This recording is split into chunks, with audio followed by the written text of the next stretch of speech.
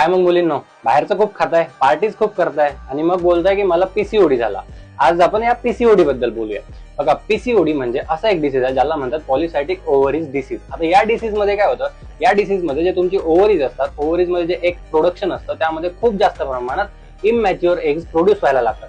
आता immature eggs produce झाल्यामुळे काही प्रमाणात ते रूपांतर घेतात सिस्ट मध्ये.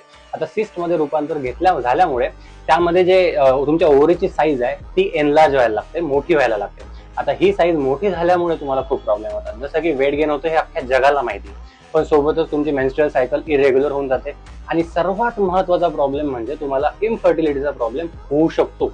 त्यामुळे आजपासूनच तुमचे जे डेली रुटीन आहे त्यामध्ये कुठली तरी एक एक्सरसाइज ऍड करा. तुम्ही जिमला जा, तुम्ही रनिंग करा, काहीतरी फिजिकल ऍक्टिव्हिटी ऍड करा. सोबतच तुमचं डाएट न्यूट्रिशियस ठेवा आणि ह्या ज्या काय तुम्ही सो कॉल्ड पार्टीज करताय ना, त्या पार्टीज करणं आधी बंद करा. त्याशिवाय तुमचा पीसीओडी कधीच कंट्रोलमध्ये येणार नाही.